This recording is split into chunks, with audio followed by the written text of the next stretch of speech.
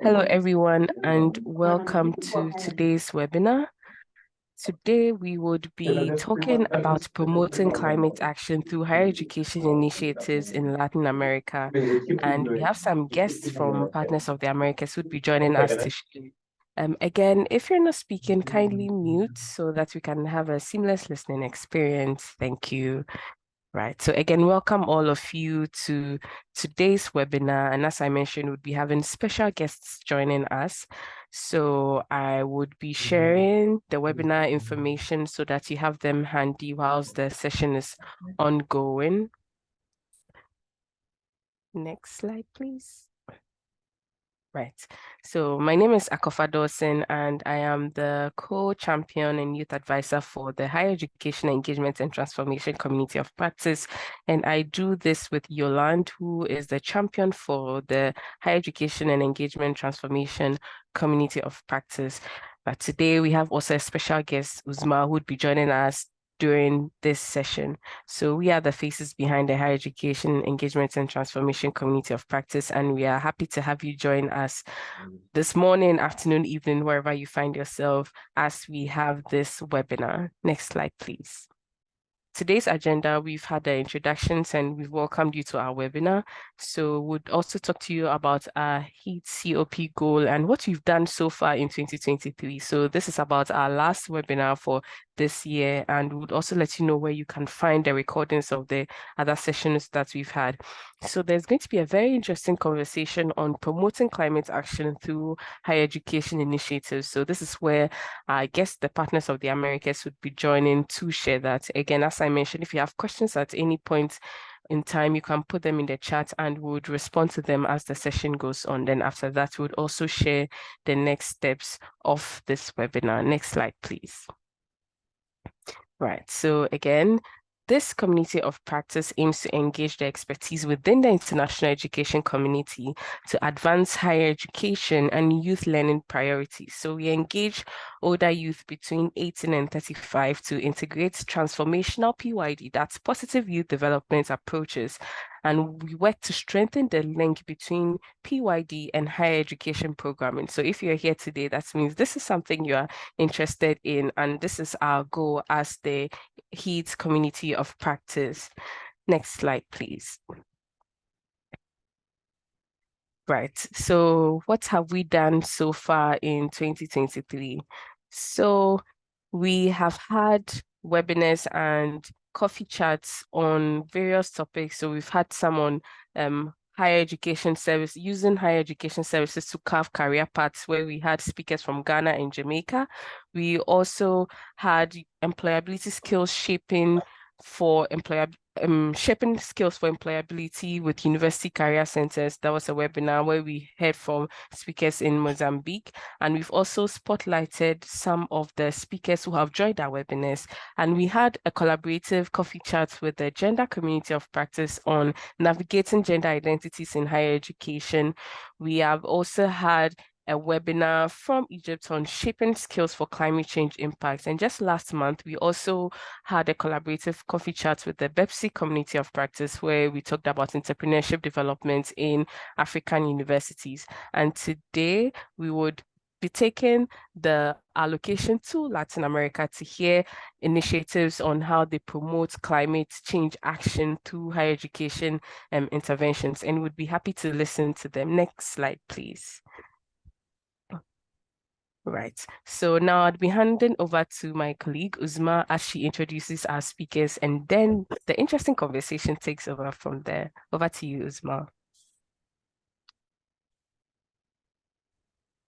Thank you so much, Akurupa, for the introduction of the overall webinar. And I am very pleased to introduce our distinguished speakers today. We have Penelope Kim, who is the director of the 100,000 Strong in the Americas Innovation Fund, which is largely funded by the State Department, but some other partners also. And Penelope is responsible for managing key relationships with public and private sector entities and academic communities in the region, as well as overseeing the successful implementation of program activities. And prior to this role, she managed a professional exchange program focused on building the skills and competencies of emerging leaders in democracy and governance in the Americas through the fellowship program, which was hosted by various organizations. And Penelope also has a background in international affairs and development with regional focus in Latin America and the Caribbean. She also worked as a Peace Corps volunteer, where she served in Costa Rica as a rural community development volunteer working in youth development. So very distinguished career and, a young person who's doing some great work. And our next amazing speaker is Carmen, who comes from Guatemala City, Guatemala, and where she's studying biology at the University de San Carlos de Guatemala. And her main interests are ethnobiology, social ecological resilience, and sustainability. Carmen is part of the Guatemalan community of ethnobiology. I didn't even know that such a community exists in a country, ethnobiology, which is very interesting to me, and the Latin American Society of Ethnobiology. So currently she's working on her undergraduate thesis, which is titled Ethnobiological Study of the Use and Management of the Biodiversity in Prioritized Areas in a Valley in the Western Highlands of Guatemala. In 2022, just last year, she was part of an initiative which was called the Solving Tomorrow's Problem, dealing with the Matawa River's contamination, which was a transdisciplinary project for sustainable development. And it was an initiative between three universities, San Carlos University, Texas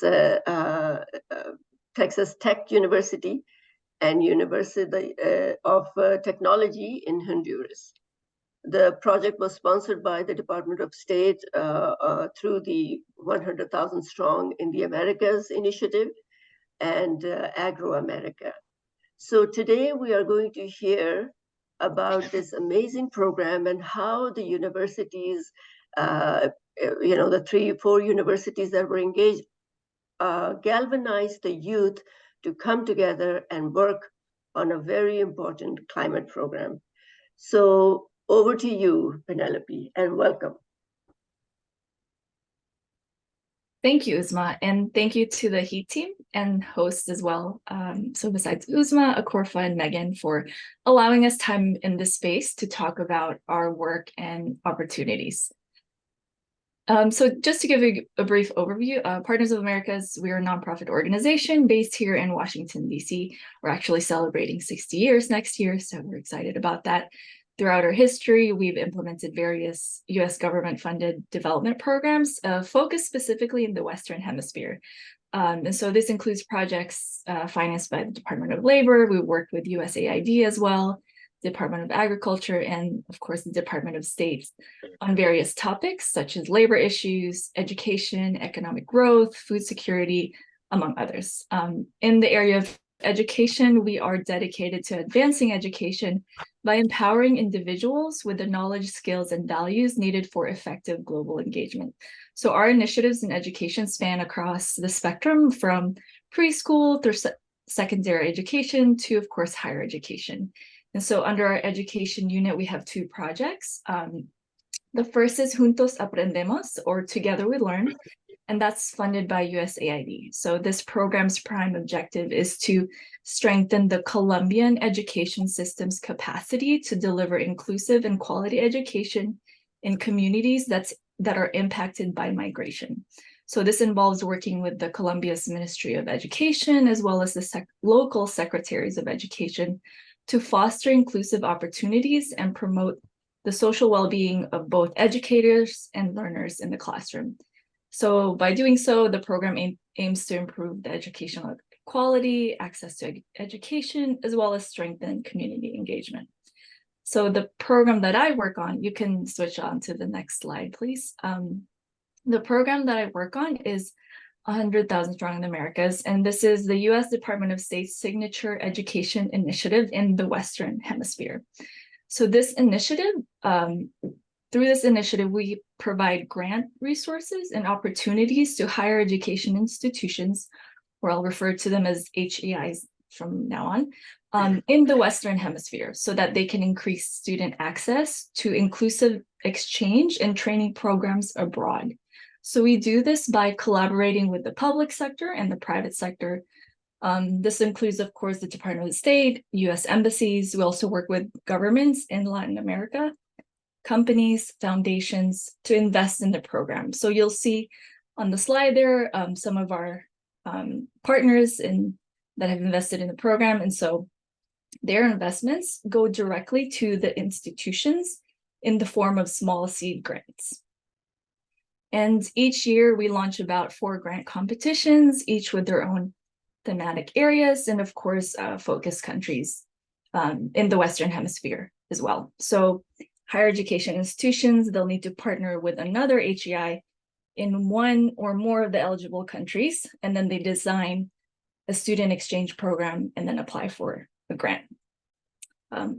Next slide. And in the 10 years of the program, we've awarded many, many grants to over 500 HEIs from almost all US states and territories and the majority of the countries in the Western Hemisphere. And we are happy to see that the programs that the institutions have designed have benefited nearly 8,000 students through the grants. And we also have an innovation network, which I'll talk a little bit about later, but it encompasses about 2,300 HEIs in the region. And then lastly, none of these stats you see above there would not be possible without the $18 million so far from the public and private sector in the Americas. And our focus extends to enhancing our capacity in the area of climate change through the 100,000 Strong in the Americas Alliance for Climate Action, or as we call it, 100K Klima. And this is an initiative that was launched by President Biden last year in June during the Summit of the Americas. So through 100K Klima, we're committed to exploring really how education can serve as a catalyst in addressing the repercussions of climate change. And so our goal here is to equip youth with the competencies required for what we call green jobs, right? And to help education systems throughout the region to adapt to and effectively respond to the challenges of climate change and mitigation. And so for 100K Klima, we partnered with Second Nature to develop the framework through which institutions have to create these climate action projects. Next slide. Another important new initiative is the 100K Inclusive Education Initiative. And so this year, many of our grant competitions have not only been Klima focused, but it includes inclusive education. So this means, expanding opportunities for a diversity of institutions, and also to include the participation of diverse students as well.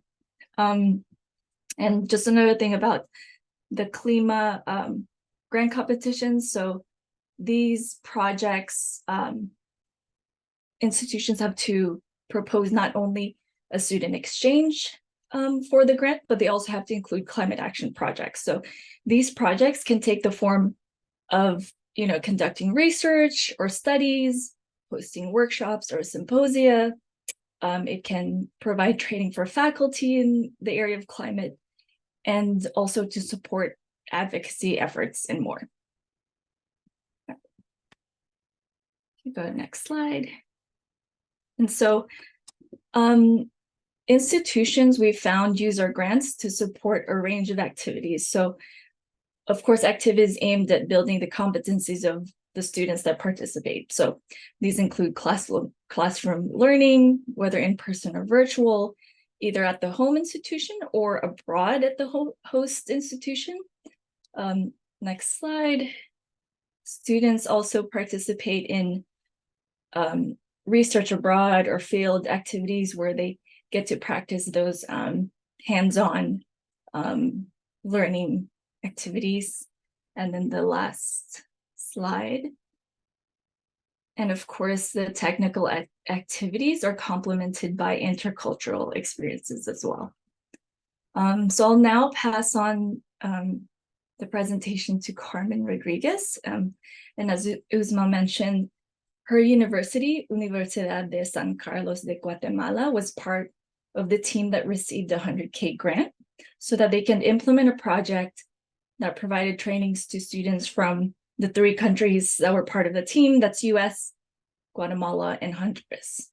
And so the program challenged the students to think critically and develop solutions to some of the world's pressing challenges. And so in this case, they use the example of their own local environment to take the students through that process of developing the solutions. And Carmen will talk a little bit more about that.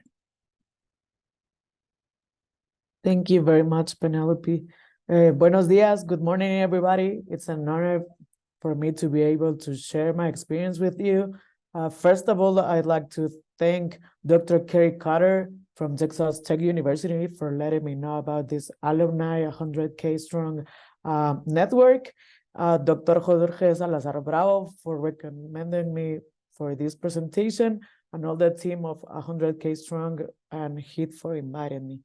Well, Penelope just told that 100K has these grants for Latin America, but you could be wondering, how did I know about this grant, right? So I saw these flyers that you can see on the slide or posted on my university's social media, asking for students to apply for this project about the contamination of the Motagua River that was going to take place in conjunction with Texas Tech University and Universidad Tecnológica Honduras, or Honduras Tech University.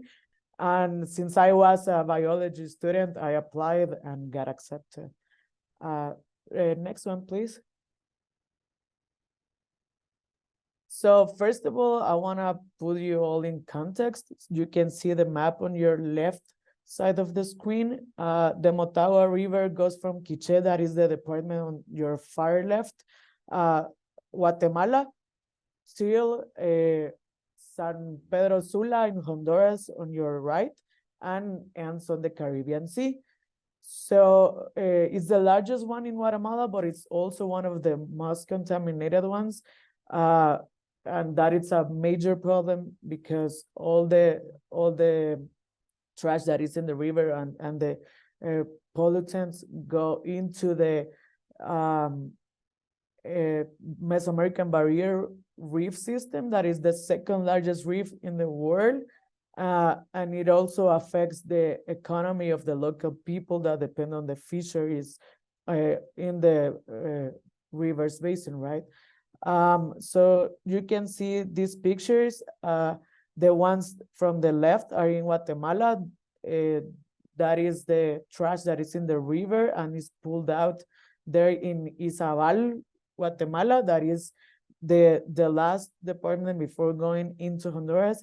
And in the right picture, you can see all the trash that is accumulated in the mangrove in the Caribbean Sea in Honduras.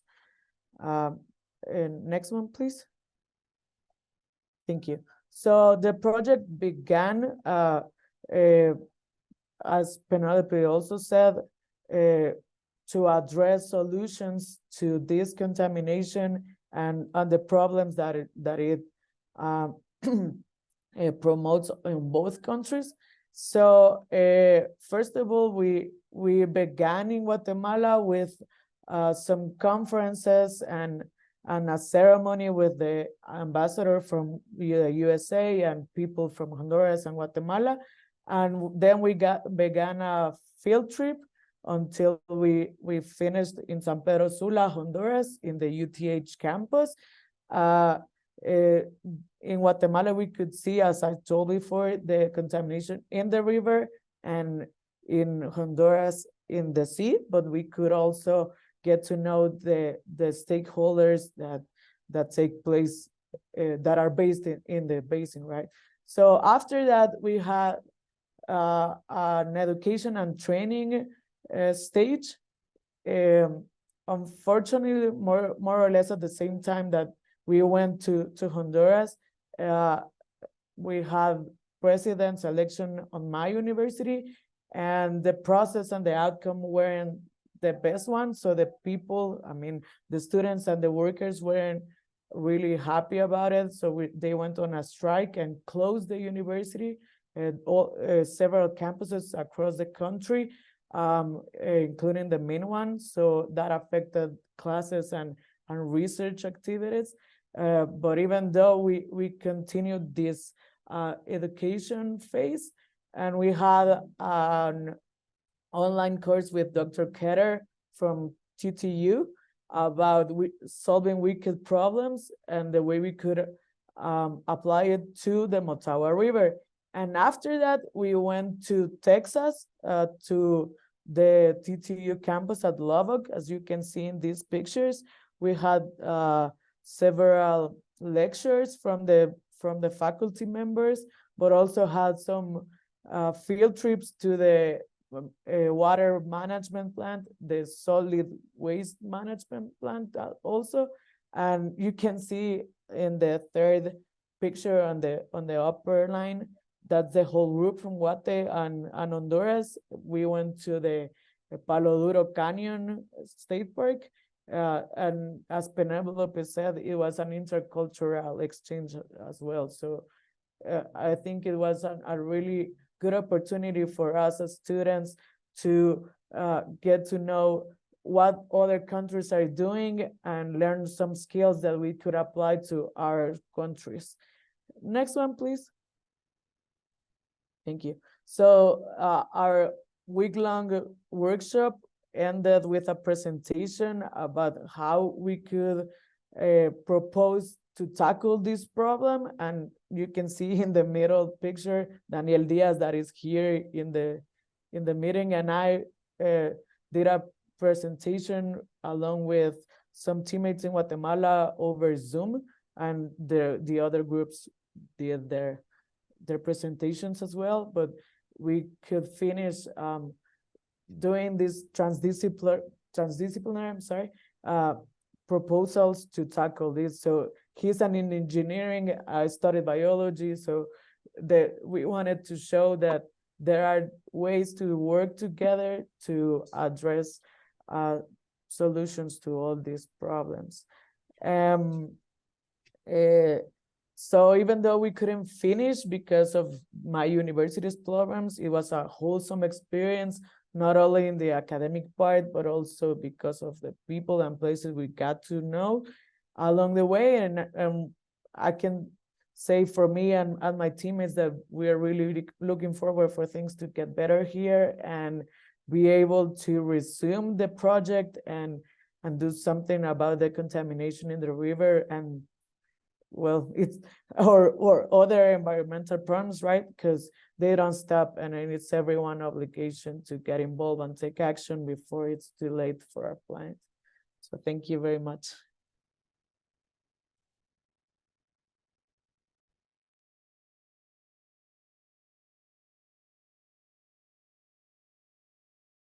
All right, and so just to wrap up our portion of the presentation, you can find everything about our grants and other resources at our website, 100kstrongamericas.org.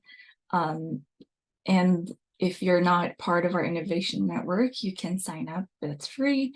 Not only will you receive messages about upcoming opportunities, events, and resources, but you'll also have access to nearly 4,000 members that we have in that network.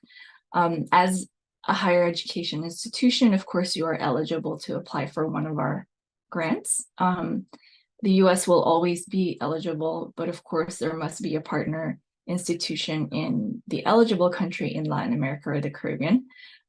Lastly, if you're part of an institution and you're not ready to apply for a grant or you're unsure, we're always looking for volunteers to evaluate 100K grant proposals. So in fact, we actually encourage people to be a part of the review process because by familiarizing themselves with the requirements and what reviewers typically look for, we found that it makes for a better and more competitive proposal for them.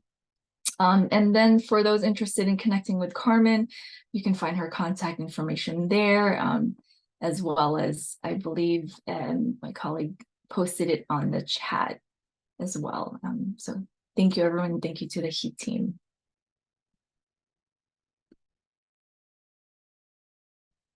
All right. Thank you very much, Penelope and Carmen, for sharing your stories with us. I'm checking. Are there any questions in the chats for us?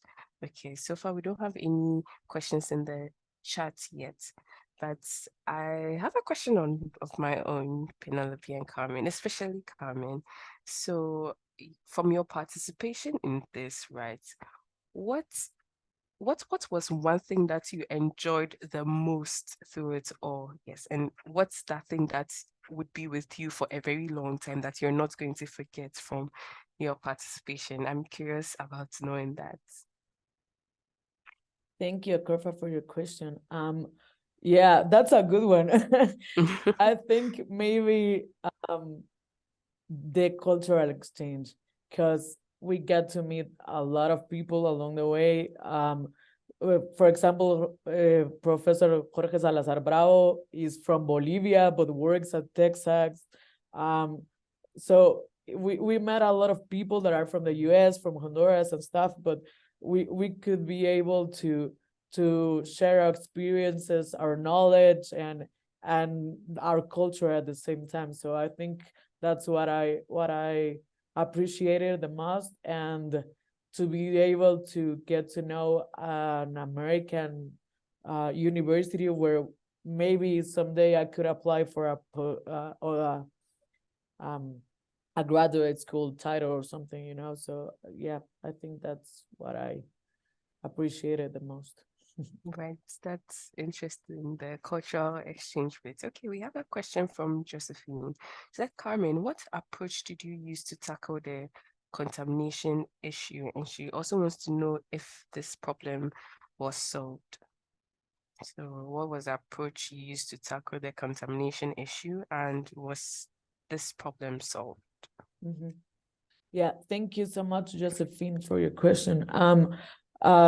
Since we were a transdisciplinary team, everybody had like their own ways to approach to the problem. Since I have a background in biology, mine was the riparian areas and how we should take care of them to be able to solve the problem of the contamination. And because of this generates a lot of fishes death and a lot of quantity of heavy metals and other stuff in the water that if the environment is sick, the people will be sick, you know. So that's what I wanted to address. I made an essay about that, but we couldn't solve it. Since I said before, we had some problems at the university and we weren't able to get back to the river, but we're expecting to resume it as soon as possible because there's still some problems at the university. We're waiting to get back. We haven't gotten back since 2020 when the pandemic hit. And then in 2022, there was this elections problem. So we haven't gone to the university in almost 4 years. So we couldn't be able to solve it, but yeah, I hope maybe someday. Okay, that's interesting to note about these interactions that happened in the project, but we're still glad that you took some valuable experience out of it nonetheless. And there's another question from Jamie. Penelope, I think you should respond to this question. Are there technical exchanges between higher education institutions on climate change matters, or it is so only through the student projects? So do there happen to be technical exchanges between the higher education institutions on climate change matters, or it's only through the student projects? It's really both. It depends on the institutions, but they can propose, these technical exchanges or faculty exchanges and student exchanges as well.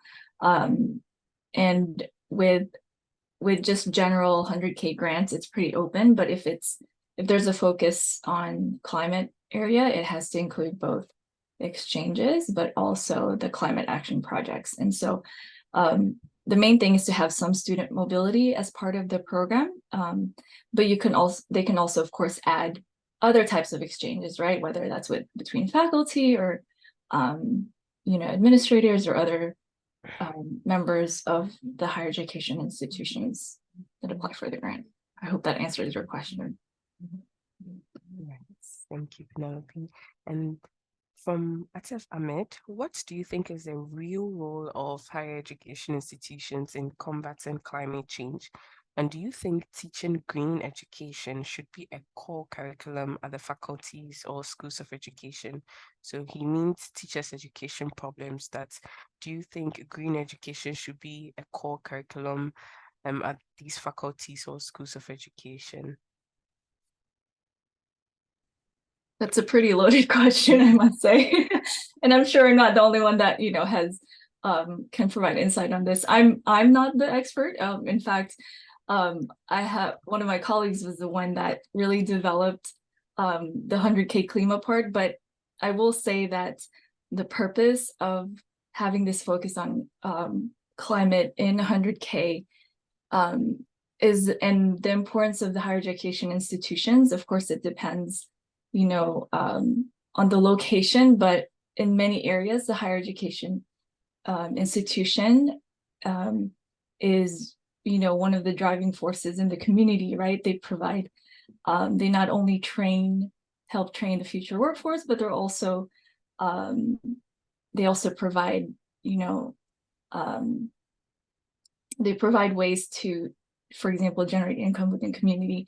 I think the purpose for 100K Klima is to leverage the resources and the knowledge of higher education institutions and the academic community in general, right? Not just the institution, but also the partners. Many businesses, many organizations work with a higher education institution. So leveraging that entire community to really work together to tackle some of the local problems. So that's kind of what we, our reason for having 100K Klima is because there are many opportunities. And in terms of kind of our requirements, when we say that institutions have to have a climate action project, so it's not just the involvement of the students and faculty, but also involving the local communities. So because higher education institutions have, an expansive network, right? So that's kind of what we see as the role of the higher education institutions, is kind of bringing everyone together in the community. In terms of teaching green education as a core curriculum, like I said, I'm not really an expert, but as I mentioned earlier, it's not really just about the curriculum, but using kind of all the resources and the connections around you.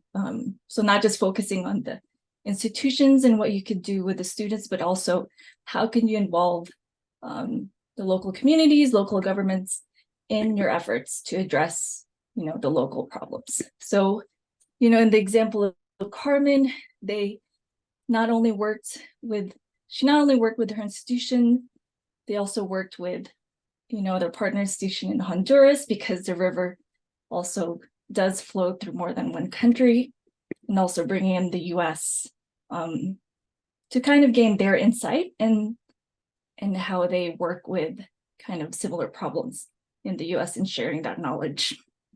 So, but I invite other institutions, especially those at institutions, to kind of provide their insight as well into their role in their communities in addressing climate change. Right, Penelope. So again, mostly the higher education institutions being the conveners because, as you mentioned, they have links to people in the community that they can bring together and facilitate climate change action projects. That's a good one. So there's this other question. Again, what are the political underpinnings of utilization of natural resources in Guatemala? And how are youth being made aware of some of the issues? Are universities teaching environmental issues given the specific context of Guatemala? Okay, this is also quite loaded. What are the political underpinnings of utilization of natural resources in Guatemala? How are youth being made aware of some of the issues? And are universities teaching environmental issues given the specific context of Guatemala? Yeah, thank you, Usma. Well, I think this is really complex, but yeah. First of all, we have um, really poor legal aspects about natural resources. In fact, we don't have a water law, for example. So that's really complicated for us as scientists to be able to work on our legal frame and for people to commit and do things about the environment, right? So I think youth people as me are trying to get more involved and at least doing something with the universities as you're asking. In Guatemala, there's only one public university that is the one that I study in, and there are only 2 universities with biology as a career. So it's really difficult to be able to work with these topics. There's another private one that has like some environmental research institution, but it again, there's no biology there. So it's really complex, beginning from the higher institutions of education, and to be able to get that in the legal frame is more complicated. So I think the way that people is beginning to get involved is like through social media, doing some recycling and stuff, but it really like getting involved in the problem, not so much. But I can say that the local communities do it. For example, there are indigenous people that have been rising against mineries or electric stuff that pollute the water and stuff. So I think we need to have more environmental education in order to address more of these problems. You're absolutely right. Communities who are impacted by these issues are always in the forefront, but sometimes the legal implications are just, hold people back. But this is great that through social media, as you mentioned, so many students and young people are getting involved, which is, gives me hope, and everyone hopes for the better. Yeah. Thanks. Thank you, Usma. Right, I see an interesting conversation going on in the chat as well. So Uzma has a question for Josephine now, that how are educational institutions addressing climate issues in South Sudan? Are there universities that have begun to address some of the issues through curriculum and research? And Josephine is also asking what we think about involving preschools into climate action, as that can be more effective, whether that can be more effective than that of higher education, because they believe that for sustainability action towards climate issues, children can be change agents. So are there any thoughts on this you'd like to share, Penelope, Carmen, on children being agents of change and starting the climate action projects right very early from preschool all the way to pre-tertiary and then higher education? Can I answer that? Yes, please Okay, proceed. thank you. Yeah, I totally agree. I mean, there are some efforts from my university to get to more people through environmental education. In fact, the Botanical Garden and the Museum of Natural History always have activities with kids, and they always get involved, they get really interested. In fact, I worked there for a couple of years, and in my experience, uh, children are more interested than adults all the time, and they like the topics. They get like amazed about what they can achieve by getting involved and stuff. So yeah, I think that is the key to address all these environmental problems, to start with children, and they will go to their places and be like, Mom, why are you doing? We have to recycle and stuff, you know? So yeah, I think that's the way to the better way to address the problems. Right. I agree with you to come in on starting it early, very early. Penelope, do you have any thoughts on this to share? I mean, of course, I agree with Carmen, of course, and others in the chat, of including, all levels of education. I mean, because our work is just focused on higher education, I can only kind of give examples, but I know a lot of the programs, these student exchange and training programs, a lot of them propose, or they have the students going out into the communities and involving the local community members, including children and youth, in whatever work that they're doing, right? So as Sumar, my colleague, said in the chat, it's about exposing them to these issues early on, because I'm sure their communities are being impacted and they will start to notice, right? So I mean, partners, we've implemented a lot of youth programs too, and so a lot of the youth, even before their college age, already have a passion for, climate and improving their environments and communities. So, we're glad to see that by the time they get to that higher education, they're actually willing to share their experiences and work to bringing other members of the community, especially children, to kind of the fold and increasing their awareness. So, yeah, I would say, of course, the more the merrier, right? And including everyone in this process. Right. I also agree with that. The more the merrier, and then starting early. Okay, so Summer has a comment that she thinks exposing children and youth to projects so that they can get involved in early on in their lives can help them see that they too can have an impact. Definitely, definitely. Okay, are there any other questions? Does anyone have any questions they would like to ask? I kind of have one actually for Carmen, if that's okay. So Carmen, so what's next for you? Since you've participated in the program, are there any other kind of efforts or projects, or whether through your university or personally, that you've been involved with in terms of whether specific to continuing your work with the Motagua Basin, or are there like other efforts you're involved with in terms of kind of dealing with these environmental challenges at home?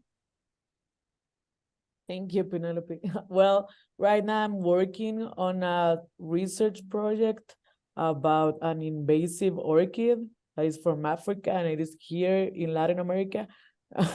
So we're monitoring it in 3 places in Guatemala to be able to propose management ways to tackle this orchid, and to see if it really is affecting the native species, right? So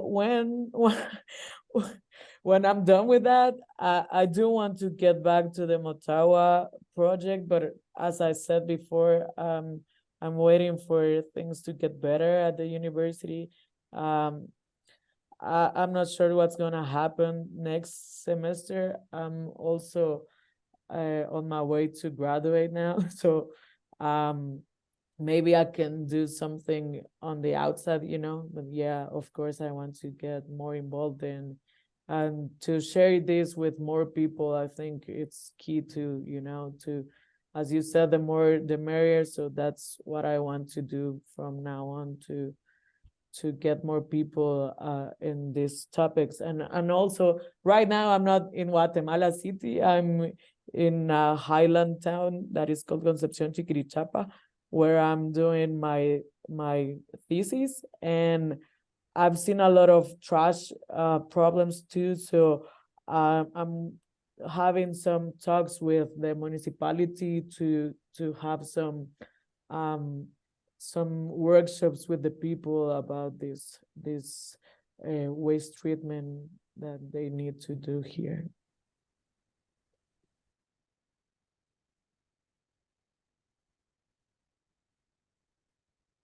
Right, that's nice to know, Carmen, and I'm wishing you the very best in your next steps. Yes. Thank you. Right. I'd also want to find out from our audience, have you had any new Okay, there's a question. What advice would you give to other youth to get involved and stay motivated to tackle climate change? So whilst this question is being responded to, I would like you to share in the chat what your new learnings are, what stood out to you when Penelope and Carmen were speaking. And whilst you are doing that, there's this other question. What advice would you give to other youth to get involved and stay motivated to tackle climate change? Carmen, I think this question is for you. Yeah, thank you. Thank you, Summer. Well, I think what has been good for me is, as I said, using social media, because I've been able to learn from other universities in other countries. For example, last year I went to a course in Costa Rica about climate change, and this year I went again for a water course. So yeah, I think the way like to get more information is with social media, and after that you feel like you have accomplished some amount of knowledge about climate or other things, you can go and search for places to apply this knowledge, right, and to make an impact. Yeah, I think that's what I would say. Right. So, Carmen, one thing that also stood out for me whilst you started was how you saw this opportunity on your university social media, right? And so that's also buttressing the point that you just made. Use social media for good. There are a lot of opportunities that are shared there that you can find and also use. Yes. Okay, so Uzma is wishing you all the best with what you're doing. So then again, I would want to find out from our audience what stood out for you. What did you learn? What do you want to share? What are you taking away from this session? And whilst that is going on, perhaps the final words from Penelope and Carmen. So in the form of recommendations and advice for anyone who wants to start doing climate action work and doesn't know where to begin or what to do. So any recommendations or any final words for such a person? Yeah.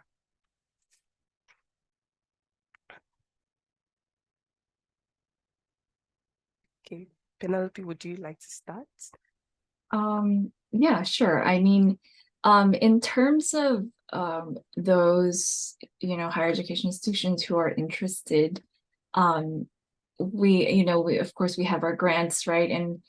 And they are small seed grants. And so if you are part of an institution and you have certain, projects or partnerships that you want to test out, right? And try out, these grants are good opportunities to do that, because we do of course require partners abroad on the project when you apply for a grant, but we found that many institutions do use them as ways to pilot projects or maybe expand a project in another country or another academic area.